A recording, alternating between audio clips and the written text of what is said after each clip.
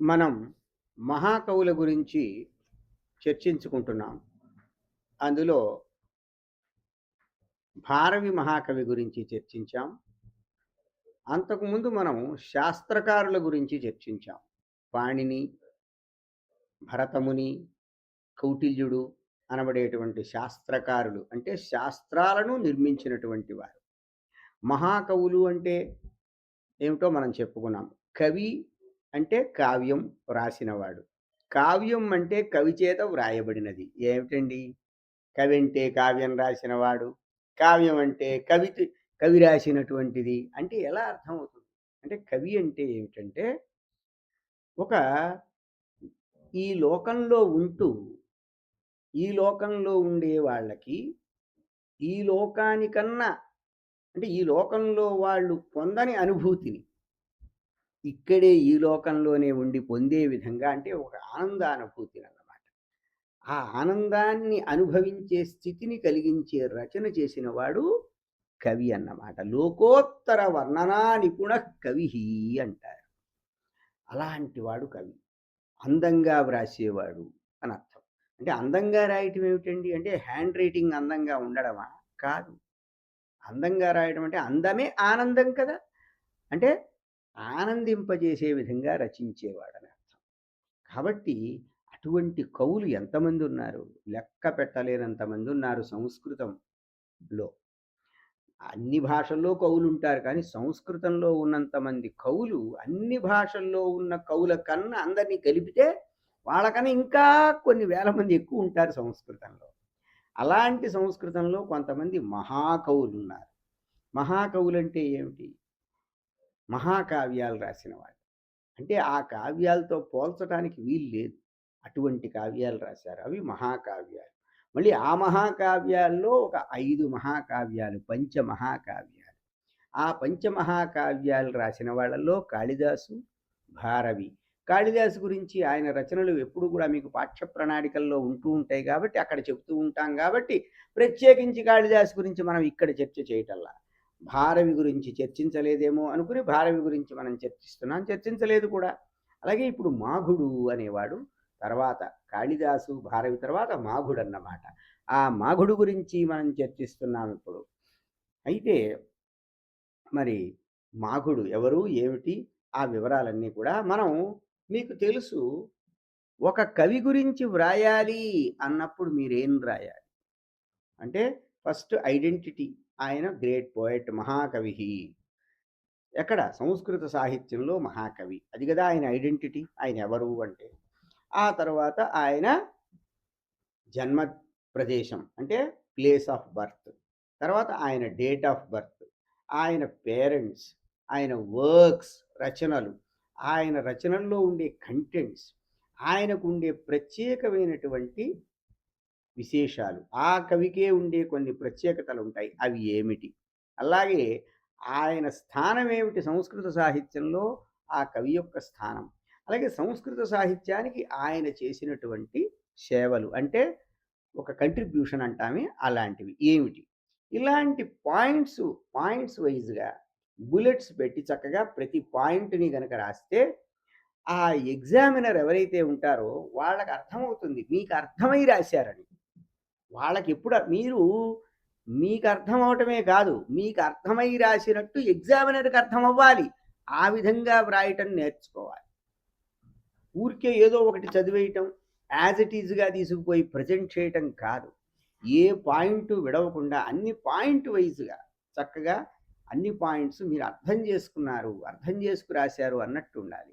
అంటే మీకు అర్థమైందనే ఒక సంతోషం ఉంటుంది ఎగ్జామినర్‌కి. నిజమైన మంచి ఎగ్జామినర్ ఎవరైనా గనక మీ పేపర్ దిద్దే అవకాశం వస్తే ఆ ఎగ్జామినర్ సంతోషపడతారు. చక్కగా ఈ పిల్లలు విషయాన్ని తెలుసుకుని, విషయాన్ని అర్థం చేసుకుని, విషయాన్ని తెలుసుకుందామనేటువంటి తపనతో నేర్చుకున్నటువంటి పిల్లలు అని వాళ్ళకి ఒక మంచి ఇంప్రెషన్ వస్తుంది. అలాగే ఇంప్రెషన్ క్రియేట్ చెయ్యాలి స్టూడెంట్. ఎంతసేపు మీకు ఉండేటువంటి బుక్స్‌లో విషయం బావుండాలి, మీ టీచరు బాగా చెప్పాలి అనేటువంటివి చాలా మంచి విషయాలు. మీ క్లాస్ రూమ్ చాలా బావుండాలి. అంటే క్లాస్ రూమ్ ఉండే ఆ ఎన్వైర్న్‌మెంట్ బావుండాలి. మీ క్లాస్‌మేట్స్ బావుండాలి. మీ క్లాస్‌లో టీచింగ్ మెథడ్స్ బావుండాలి. ఆ! ఇవన్నీ కూడా మంచి మాటలే. కానీ ఇవన్నీతో పాటుగా మీకు రిసీవింగ్ బావుండాలి. రిసీవింగ్ బావుండడం అంటే ఏమిటి? నీకెందుకంటే నువ్వు ప్రెజెంటేషన్ బావుండాలి తర్వాత. అంటే నువ్వు రిటన్ ఎగ్జామ్ రాస్తావు. ఓరల్ ఎగ్జామ్ గాదిది. రిటన్ ఎగ్జామ్‌లో నీ ప్రెజెంటేషన్ దేని మీద ఆధారపడి ఉంటుంది? నువ్వు ఇప్పుడు రిసీవ్ చేసుకున్న దాని మీద ఆధారపడి ఉంటుంది. ఇవన్నీ రోజు ఎందుకు చెప్తారండి? ప్రతిసారి మీరు ఏవో ఇలాంటివి చెప్తూనే ఉంటారంటే, ఎన్ని సార్లు చెప్పినా వింటున్నావో, వింటలేదో అనేటువంటి ఒక కంగారు ఉంటుంది టీచర్‌కి. అందుకని ప్రతిసారి చెప్తుంటే ఏదో ఒకరోజు వింటావేమో, నిన్న వినని అమ్మాయి ఇవాళ విందేమో, నిన్న వినని అబ్బాయి ఇవాళ విన్నాడేమో అని ఒక ఆశ. టీచర్‌కి ఒక ఆశ ఉంటుంది. చెప్పేది పిల్లలు స్వీకరించాలి అని. స్వీకరించటం గాదు, వాళ్ళకి ఈ విషయం ఉపయోగపడాలి అని కూడా టీచర్ కోరుకోవాలి. కోరుకోనప్పుడు వాడు టీచరే కాదు. వాడెందుకొచ్చాడో మీ కర్మకి వచ్చుంటాడు. అందువల్ల ఇప్పుడు మనం అసలు విషయంలోకి వెళ్తున్నాం. శిశుపాలవధ ప్రణేతుర్మాఘస్య. ఎవడండి ఈ మాఘుడు? మాఘుడు గురించి మనం ఎందుకు చదువుకోవాలి? ప్రతి వాళ్ళకు ప్రశ్న రావాలి గదా! అసలు ముందు ప్రశ్నతో జీవితం మొదలవ్వాలి. శిశుపాల వధం అనేటువంటి ఒక కావ్యం. ఆ శిశుపాల అనేవాడిని వధం. వధం అంటే కిల్లింగ్ అన్నమాట. అతన్ని చంపడం. ఎందుకు చంపాల్సొచ్చింది అనేది అది వేరే విషయం. ఎవరు చంపారు అనేది వేరే విషయం. ఏ సందర్భంలో చంపారు అనేది వేరే విషయం.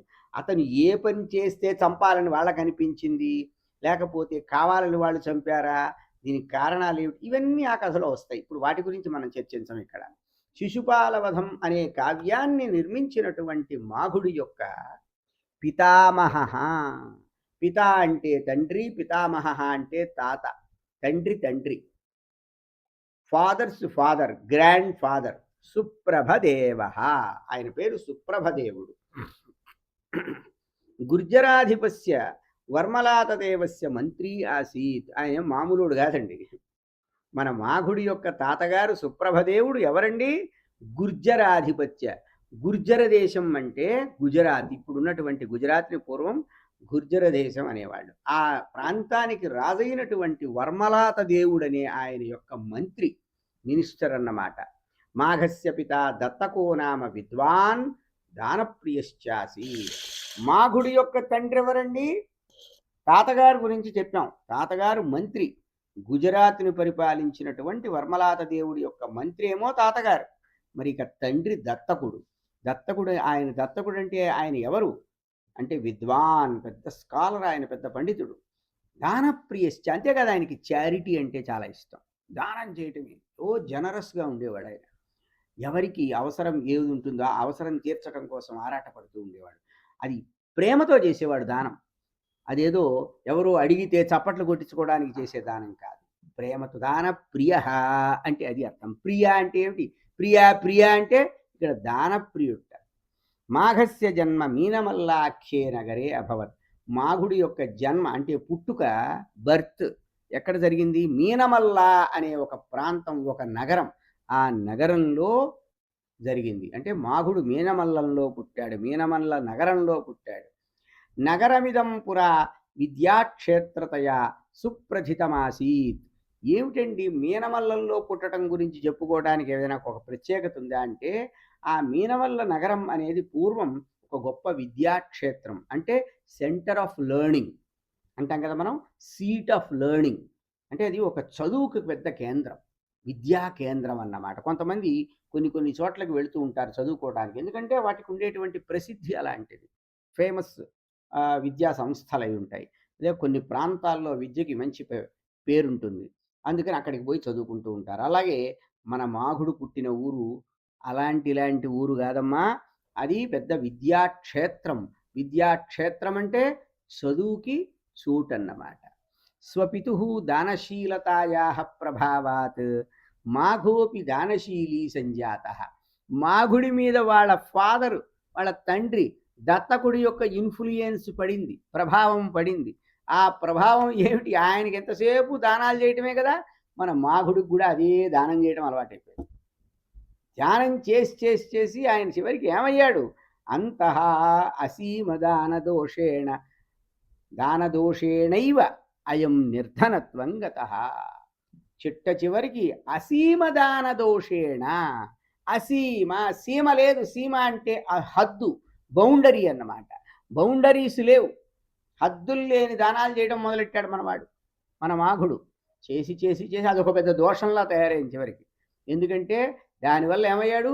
నిర్ధనత్వంగత, డబ్బు లేనివాడైపోయాడు. Poor, he became poor.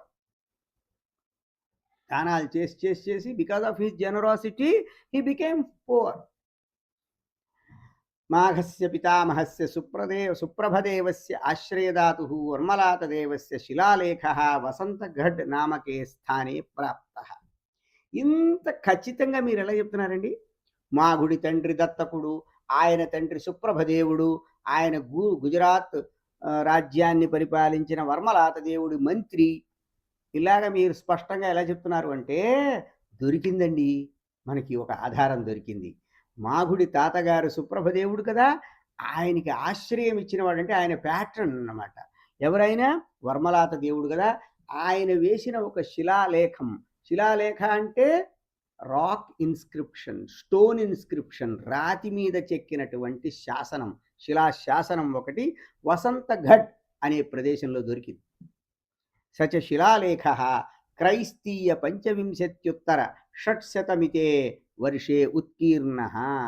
ఆ శిలాశాసనం చెక్కిన సంవత్సరం దానిలో వేశారు. అది ఎప్పుడు? క్రీస్తు శకం 625వ సంవత్సరం, 625 AD.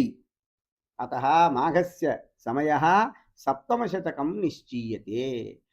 వీళ్ళ తాతగారి యొక్క పోషకుడు అయినటువంటి వర్మలాత దేవుడి యొక్క శాసనం 625లో ఉంది కదా, అక్కడి నుంచి కొంచెం లెక్కేసుకుంటే మనకి మాఘుడి సమయం ఖచ్చితంగా దొరికిపోతుంది.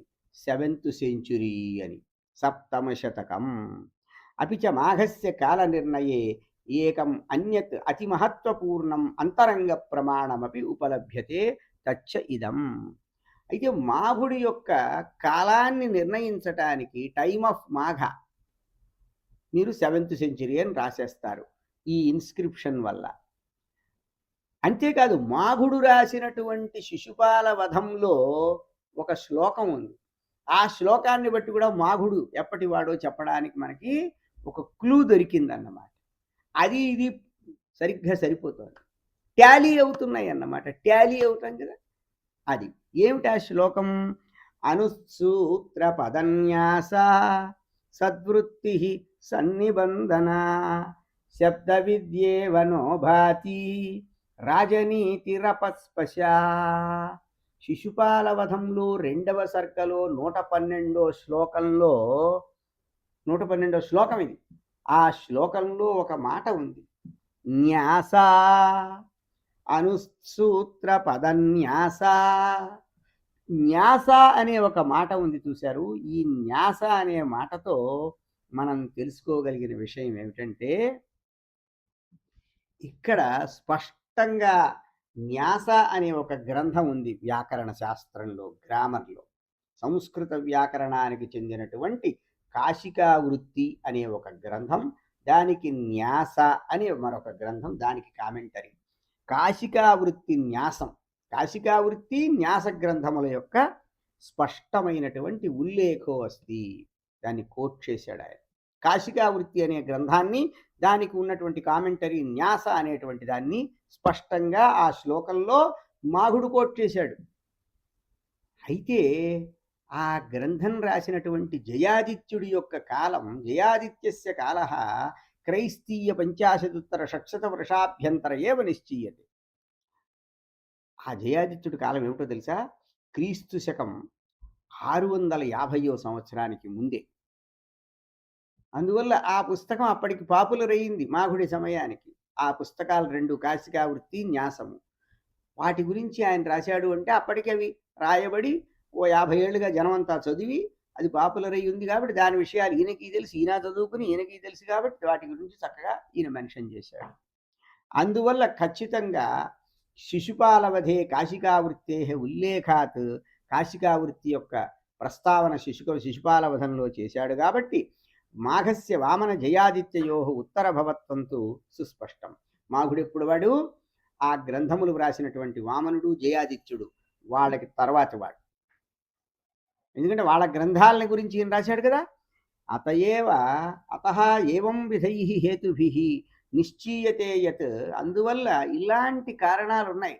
ఇలాంటి రీజన్స్ ఉన్నాయన్నమాట. దానివల్ల మాఘస్య కాలః సప్తమ శతాబ్ద్యాం అంతిమచరణ ఏవేతి తర్కసంగతం. కాబట్టి మాఘుడి కాలం 7th సెంచురీలో చిట్ట చివర క్వార్టర్లో మరి అని మనం స్పష్టంగా చెప్పుకోవడానికి ఒక చక్కని రీజనింగ్ దొరుకుతుంది మనకి. మంచి ఒక అథెంటిక్ ఎవిడెన్స్ అనేది ఉంది అన్నమాట. అది కాబట్టి మాఘుడి కాలంలో స్పష్టత ఉంది. మాఘుడి కుటుంబం గురించి స్పష్టత ఉంది. మాఘుడు వ్రాసిన గ్రంథం గురించి తెలుసు మనకి. మాఘుడి మీద ఎవరి ప్రభావం ఉంది అంటే వాళ్ళ నాన్నగారి ప్రభావం చేత ఆయన కూడా దానాలు చేసేవాడు, దరిద్రుడైపోయినాడు దానాల వల్ల అనే విషయం తెలిసింది మనకి. ఇలాంటి అనేక విషయాలు మాఘుడి గురించి మనకు తెలుస్తున్నాయి. యద్యపి మాఘస్య అమరకృతిం శిశుపాలవధం నామ మహాకావ్యం విహాయ నాన్యా కాచిద్ రచనా దృష్టిపథమాయాతి, తథాపి సూక్తి సంగ్రహేషు ఔచిత్య విచార చర్చాదిషు చ గ్రంథేషు కానిచన ప్రకీర్ణాని పద్యాని మాఘనామ్నా సంగృహీతాని లభ్యంతే, యాని ప్రత్యాయయంతి యదన్యాన్యపి మాఘప్రణీతాని గ్రంథరత్నాని సంభవేయురితి, కింటు అద్యత్వేదాని గ్రంథరత్నాని నోపలభ్యంతే ఇతి కారణాత్ నాపి భవేయురస్య మహాకవేః యశశ్చంద్రికాం భువనమండలే ప్రసారయితుం అతులం భాసురం రత్నమివా భాతి. అయితే మాఘుడు ఒక అమరకృతి. అమరకృతి అంటే అమర ప్రేమికుడు, ఇలాంటి మాటలు వింటూ ఉంటారు. అమరకృతి అంటే శాశ్వతం. మర అంటే మరణం, మరణం లేని రచన అంటే శాశ్వతంగా ఉండే రచన అని అర్థం. మాఘుడి యొక్క శాశ్వతమైనటువంటి రచన శిశుపాలవధం అనేటువంటి మహాకావ్యం తప్ప మనకి ఇప్పుడు మరి ఏ రచన అంటే ఆయన యొక్క రచనలు ఏవి మనకి మన కళ్ళ ముందు లేవు. అయినా కూడా కొన్ని పుస్తకాలు ఉన్నాయి, కొన్ని సూక్తులకి సంబంధించిన పుస్తకాలు. ఔచిత్య విచార చర్చ అనేదో ఒక గ్రంథం ఉంది. అలాంటి గ్రంథాల్లో కొన్ని ఇది మాఘుడి శ్లోకం, ఇది మాఘుడి శ్లోకం అని కొన్ని శ్లోకాలు అక్కడ రాయబడి ఉన్నాయి, అవి లభిస్తున్నాయి. కాబట్టి మాఘుడి వేరే గ్రంథాలు కూడా ఏవో రాశాడేమో, ఖచ్చితంగా రాసి ఉండొచ్చు అని వాటి వల్ల మనకు అనిపిస్తుంది. కానీ ఆ గ్రంథరత్నములు అంటే రత్నాలు లాంటి ఆ గ్రంథాలు మనకి దొరకటం లేదు. కాబట్టి ఆ కారణం చేత ఈ మహాకవికి ఇంత కీర్తి రావడానికి, ఈ ప్రపంచంలో ఇంత గొప్ప కవిండి ఇంత గొప్ప కావ్యం రాశాడు అనేటువంటి విషయం తెలియడానికి మనకి మాఘుడి యొక్క ఈ శిశుపాలవధం అనేటువంటి మహారత్నం ఒకటి, ఎంతో ప్రకాశమాన రత్నం ఒకటే మనకి దొరుకుతోందన్నమాట. అది విషయం. సరే, మాఘుడి యొక్క శిశుపాలవధం మాత్రమే మనకి ఇప్పుడు అవైలబుల్ అన్నమాట. మాఘర విరచితమిదం మహాకావ్యం మాఘమితి తన్నామ్నాపి ప్రసితం. శిశుపాలవధం కదండి ఆయన రాసిన కావ్యం, కానీ మాఘుడు రాశాడు కాబట్టి మాఘం మాఘం అంటున్నారు అందరూ, అని ఆయన పేరు పెట్టి చెప్పేస్తున్నారు. అలాగే భారవి రాశాడా కిరాతార్జునీయం, ఆ కిరాతార్జునీయం అనేవాడు కొంతమంది ఏమయ్యా భారవి చదివావా అంటారంటే భారవి పుస్తకం పేరు కూడా కవి పేరుతో ప్రసిద్ధిగా వచ్చేస్తూ ఉంటుంది. అలాంటివి లోకంలో వాడుక ఉంటుందన్నమాట. అస్మిన్ కావ్యే వర్ణన శైలి అతీవ ప్రౌఢ. ఆయన డిస్క్రిప్షన్ చాలా గొప్పగా ఉంటుంది, ప్రౌఢంగా ఉంటుంది. అంటే మంచి గట్టి భాష రాస్తాడు. వర్ణనం అలంకారపూర్ణం. అలంకారములు ఎన్నో ఉంటాయి. మనం అలంకారాల గురించి మన ప్రస్తావన చేశాం. అలంకారం అంటే ఏమిటి అని. శబ్దంలో అర్థంలో అందాలు ఉండడం, అనేక అందాలు, ఆ అందాలను దర్శిస్తాడు కవి, ప్రయోగిస్తాడు. అవన్నీ అలంకారములతో నిండుగా ఉంటుంది. భావగాంభీర్యం, లోతైనటువంటి భావాలు ఉంటాయి. ఇదంచ కావ్యం 20 సర్గ సంగ్రహితం 85 పద్యై పరిగుంభితం విరాజతే. ఈ కావ్యం యొక్క ప్రమాణం అంటే సైజు ఎంత అంటే ఈ కావ్యంలో 20 సర్గలు ఉన్నాయి, 20 క్యాంటోస్ ఆర్ దేర్. అలాగే ఒక 1650 శ్లోకాలు అంటే 1650 శ్లోకాస్ ఆర్ దేర్. అలాంటి అంటే మంచి పెద్ద పుస్తకం. అస్య కథావస్తుతు మహాభారతాదేవ సంకలితం. మహాభారతంలో ఉన్నటువంటి కథని తీసుకుని దాన్ని ఒక కావ్యంగా రాశాడు. అంటే సోర్స్ ఆఫ్ మాఘాస్య శిశుపాలవధం ఏమిటిది? మహాభారతం అన్నమాట. సోర్స్ అది కూడా మీరు అలా ఒక పాయింట్. కావ్యే అస్మిన్ కవేహ ఉత్ప్రేక్ష పాఠవం. ఉత్ప్రేక్ష అనేది ఒక అలంకారం. ఉత్ప్రేక్ష చాలా గొప్పగా ఉంటుంది. అంటే ఉత్ప్రేక్ష అంటే ఆయన గొప్పగా చూస్తాడు, గొప్పగా ఆయన యొక్క దర్శనం, విజన్ చాలా గొప్పగా ఉంటుంది. అదొక అలంకారం అన్నమాట. అవి చాలా సమర్థవంతంగా ఆయన ఉత్ప్రేక్షాలంకారాలుంటాయి. అనుప్రాసోల్లాసః, అలాగే అనుప్రాస అని శబ్దంలో శబ్ద ప్రయోగం చాలా బావుంటుంది. అది శబ్దాలంకారం అంటాం. అది గూడా చాలా బావుంటుంది. సంగీత నాట్య వ్యాకరణాలంకార రాజనీత్యాద్యనేక శాస్త్ర నైపుణ్యం. ఆయన రచనలో మీకు ఆయనకి సంగీతం బాగా తెలుసు అనే విషయాలు తెలుస్తున్నాయి. సంగీత విషయాలు రాస్తూ ఉంటాడు. నాట్యం గురించి బాగా తెలుసు. వ్యాకరణం సరే సరి. అలంకారాలు, రాజనీతి, మనం భారవికి రాజనీతి గురించి మాట్లాడుకున్నాం. అవన్నీ ఎన్నో శాస్త్రాల్లో ఈయనకి నైపుణ్యం ఉంది అని ఆయన రచనలో మనకి తెలుస్తుంది. ఆయా విషయాలన్నీ గూడా వాటిలో జొప్పిస్తాడనమాట. పదే ఎక్కడ తెలుస్తుందండి మీకు? పదే పదే స్ఫుటం వ్యక్తీభవ్యతి. ప్రతి పదంలో in each word you can see all these skills of the poet Magha. మాఘుడికి ఉండేటువంటి ఈ స్కిల్స్ అన్నీ కూడా ప్రతి పదంలో కనపడతాయి. కవేరస్య ప్రశంసాయాం ప్రచలితమిదం ఆభాణకమపి అత్ర స్మరణీయం. ఈ కవిగారి గురించి ఒక ప్రైజింగ్ ఉంది. ఆయన ప్రైజ్ చేసేటువంటి ఒక శ్లోకం ఉంది. అది బాగా పాపులర్ అన్నమాట. ఆభాణకం అంటే పాపులర్. అది అందరికీ తెలిసి లోకంలో బాగా వాడుకలో ఉంది. అది మనం స్మరించాలి. మీకు తెలియాలి కదా! మీరు ఈ లోకంలోనే ఉంటున్నా ఇప్పుడు చదువుకుంటున్నారు కాబట్టి మాఘుడి గురించి, ఆ మాఘుడి గురించి తెలిసిన వాళ్ళు మాట్లాడుకునే మాట అది. ఇప్పుడు మీరు కూడా మాఘుడి గురించి తెలిసిన వాళ్ళు అయిపోయారుగా చదువుకుంటే.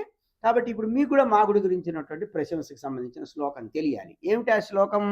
ఉపమా కాళిదాసస్య భారవేరర్థ గౌరవం దండిన పదలాలిత్యం మాఘే సంతి త్రయో గుణాః. కాళిదాసు గారు దేనికి ఫేమస్, ప్రసిద్ధి అంటే ఉపమాలంకారములు, అంటే పోలికలు, కంపారిజన్, సిమిలీ అంటాం ఇంగ్లీష్లో. ఆ సిమిలీస్ చెప్పడంలో కాళిదాసు ఆయనకన్నా ఇంకెవడు గొప్పవాడు కాదు. అలాగే భారవి గారు అర్థానికి ఇంపార్టెన్స్ ఇస్తాడు. డెప్త్ ఆఫ్ ఇంపోర్ట్ అంటాం. అది భారవికి అర్థానికి గౌరవం ఉంటుంది ఆయన దగ్గర. దండి అని ఒక ఆయన ఉన్నాడు. ఆయన పదలాలిత్యం, చాలా అందమైన చిన్న చిన్న తేలిక లలిత అంటే తేలిక పదాలు రాస్తాడు ఆయన. అది ఆయనకి. ఈ ముగ్గురు గుణాలు ఎక్కడ ఒకళ్ళో కనపడాలి మనకి. ముగ్గురు గుణాలు ఒకళ్ళో ఉన్నాయిట. కాళిదాసు గారి ఉపమ ఉంది, భారవి గారి అర్థగౌరవం ఉంది, దండి గారి పదలాలిత్యం ఉంది.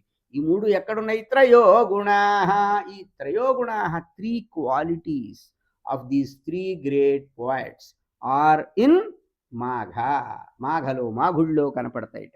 చూడండి, ఒకే వ్యక్తిలో ముగ్గురు యొక్క గొప్ప గొప్ప గుణాలు, అంటే ఒక్కొక్క గుణమే వాళ్ళకి. ఆ ముగ్గురికి ఉన్న ఆ మూడు గుణాలు మాఘుళ్ళో ఉన్నాయన్నారు. యద్యపి ప్రశాస్త్రియం ప్రశంసకానాం అతిశయోక్తిమేవ వ్యక్తీకరోతి తథాపి కవిరయం సంస్కృత వాంగ్మయ మహోదధేః ఖలు అత్యంత భాసురం రత్నం ఇది అవశ్యం సంసూచయతి. అయితే మామూలుగా పొగిడేవాళ్ళు ఇలా గొప్పగా పొగుడుతూ ఉంటారు. అతిశయోక్తి అంటాం దాన్ని. అంటే ఎక్కువ ఉన్నదానికని ఎక్కువ చెప్పడం. అది ఏదో చెప్పినప్పటికీ కూడా మొత్తానికి ఈయన సంస్కృత వాంగ్మయంలో, అంటే సంస్కృత సాహిత్యంలో, సాంస్క్రిట్ లిటరేచర్లో వెలకట్టలేనటువంటి ఎంతో వెలుగులు విరజిమ్మేటువంటి రత్నం అనే విషయాన్ని ఈ శ్లోకం మనకి సూచిస్తోంది. అందువల్ల మాఘుడనేవాడు సామాన్యుడైనటువంటి కవి కాదు, గొప్ప మహాకవి. ఆయన ఎంతో గొప్ప కావ్యాన్ని, శిశుపాల వధాన్ని మనకు అందించాడు. తప్పకుండా ఈ మాఘుడిని మర్చిపోకుండా మనం గుర్తుపెట్టుకోవాలి. ఈ కవులందరి యొక్క గొప్పతనాన్ని మనం తెలుసుకోవాలి. అయితే శిశుపాలుడు అనేవాడు ఒక రాక్షసుడు అన్నమాట. వాడు ఎప్పుడు కూడా ప్రతి వాళ్ళల్లో చెడే చూస్తాడు. మంచి చూడటం వాడికి తెలియదు. ముఖ్యంగా కృష్ణుణ్ణి వాడు ఫోకస్ చేస్తూ ఉంటాడు. కృష్ణుడిలో ఆయన చేసిన మంచి పనులన్నింటినీ కూడా వాడు దోషాలుగా మాట్లాడుతూ ఉంటాడు. అవి ఎన్ని దోషాలు అంటే, ఆయన చిన్నప్పుడు కృష్ణుడికి దూరం బంధువే. ఆయన చిన్నప్పుడే తెలుసు ఆయన కృష్ణుడి చేతిలో పోతాడు అని ఎవరో చెప్పారు ఆయన తల్లికి. చెప్తే కృష్ణుడు బంధువు ఆవిడకి. కృష్ణుడిని అడిగింది, మా అబ్బాయిని నువ్వు చంపకు అని. ఎందుకంటే మా అబ్బాయి నీ పట్ల ఎప్పుడూ తప్పులే చేస్తాడు. నిన్ను చాలా ఇబ్బందులు పాలు చేయడానికి ప్రయత్నిస్తూ ఉంటాడు. నీ పట్ల చెడు మాటలు మాట్లాడుతూ ఉంటాడు. మా వాడిని ఏం చేయకే అంటే, తప్పకుండా ఎప్పుడూ చేయను నేను. వాడు ఎన్ని తప్పులు చేసినా. కానీ 100 తప్పులు చేస్తే మాత్రం 100 తప్పుల వరకు సహిస్తాను, ఓర్చుకుంటాను. 100 తప్పులు దాటితే మాత్రం ఇక వాడిని నేను ఆహ్, వాడు అలాగా ఇక కొనసాగడానికి అవకాశం ఉండదు అని చెప్పి కృష్ణుడు చెప్తాడు. ధర్మరాజు అంటే పాండవులలో పెద్దవాడు రాజసూయం అనే ఒక యాగం చేశాడు. రాజసూయం అంటే ఏమిటండి? మొత్తం దేశమంతటా కూడా వాళ్ళ మొత్తం ప్రపంచంలో ఉన్న అన్ని రాజ్యాలని జయించి, కానుకల్ని పొంది, అది బీదవాళ్ళకి పంచేందుకు ఒక కార్యక్రమం చేస్తారు. ఒక రిచ్యువల్. అంటే ఆ కాలంలో ఏమిటంటే గొప్ప, బీద అని ఇద్దరు ఉండకూడదు. బీదవాళ్ళని కొంచెం పెంచాలి. గొప్పవాళ్ళు ఎలాగూ గొప్పగా ఉన్నారు. బీదవాళ్ళ స్థాయి పెంచాలి. రాజు అందుకోసం రిచువల్స్ చేసేవాడు. దాన్ని రాజసూయ యాగం అంటారు. ఆ విధంగా అందరికీ ఎవరెవరికి ఏ అవసరం ఉందో ఆ అవసరం తీరుస్తారు రాజులు. ఆ యాగం చేస్తున్నాడు. దానిలో కృష్ణుడిని మొట్టమొదట గెస్ట్‌గా ఆయన్ని ఆనర్ చేద్దామని కృష్ణుడికి ఆనర్ చేయటం స్టార్ట్ చేసేప్పటికి శిశుపాలుడు తిట్టడం మొదలెట్టాడు. మీరు ఆయన్నెందుకు ఆనర్ చేస్తున్నారు అని. ఆయన అట్లాంటి వాడు, ఇట్లాంటి వాడు అనుకుంటా. అందరూ కృష్ణుడిని ఆనర్ చేయండి. ఆయన సాక్షాత్ భగవంతుడే ఇక్కడ ఉండడం మీ ఎంత అదృష్టం. ఆయన్ని ఆనర్ చేయటమే కదా! ఫస్ట్ ఆయన్ని ఆనర్ చేయండి అంటారు. అగ్రతాంబూలం ఆయనకివ్వండి అంటే తొలి తాంబూలం, మొట్టమొదటి తాంబూలం మన కల్చర్‌లో తమలపాకులు, ఒక్క పళ్ళు ఇవ్వడం అనేది మన కల్చర్. భారతీయ సంస్కృతి. ఆ అగ్రతాంబూలం ఆయనకిమ్మంటే ఈ శిశుపాలుడు అకారణంగా స వీడు వాడికిచ్చే గౌరవాన్ని వాడు పొందకుండా ఈ సభలో అందరి మధ్య కూడా ఒక మర్యాదని పాటించకుండా కృష్ణుడిని దూషిస్తాడు. 100 తప్పులు 100 తిట్లు తిడతాడు. తిట్టేప్పటికి కృష్ణుడి చేతిలో ఉన్న చక్రం వచ్చి వాడి మెడను కత్తిరిస్తుంది. ఆ విధంగా శిశుపాలుడి వధ జరుగుతుంది. కాబట్టి ఎవరమైనా సరే మనం హద్దు మీరి తిట్లు తిట్టకూడదు.